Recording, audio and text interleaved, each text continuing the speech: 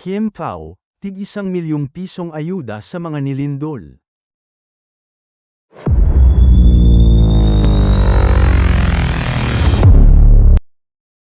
Nakatutuwa naman ang magka-love team na sina Kim Chu at Paolo Avellino. Maawain at generous kasi sila, ha? Nag-donate sila ng tig ₱1,000,000 sa mga naapektuhan ng earthquake sa Cebu City.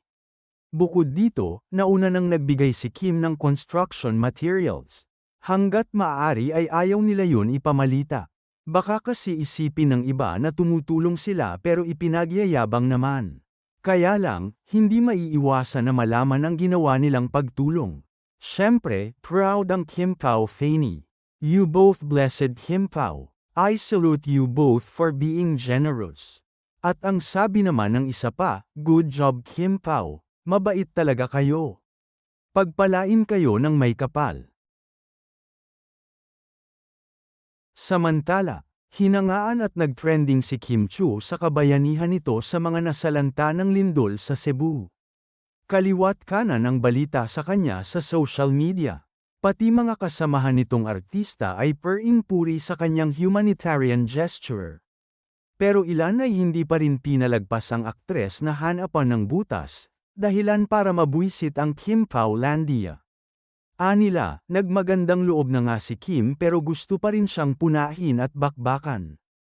Isang basher ang nag-comment na kumukwestiyon sa agarang aksyon ni Kim na bumili ng mga construction material. Sabi ni at Monkey, nice effort but could be inefficient. How does she decide what to buy, the specifications, quantity? This isn't like buying relief goods. I suggest she coordinates with official groups tasked with rehabilitation efforts. Bamanat agad ang isang Faney para soplahin ang basher. At Atilaylt Matiis, tumulong na yung tao tapos ganito pa mababasa mo. Nakipag-coordinate yan malamang bago bumili, yung katangahan, may tamang panahon dyan ha. Hindi sa gantong sitwasyon na maraming nangangailangan. Sarap mong ipatong sa bubong kay pabigat ka sa buhay buwisit ka. Kinuyog naman ito ng iba pang Kim Pao solids, at Paulo V, kung sino pa walang ambag siya pa madaming han-ash. Dami mo problema lungkot buhay mo sis.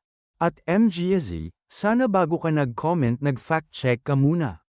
Di mo ba nakita ang tweet ni Miss Carl last time nung nasa room siya ni Kimi? How busy she is para makipag-coordinate ng donations niya. Hands-on siya sa pagtulong despite of busy shed. Ikaw nag-effort ka bang mag-research o mema ka lang?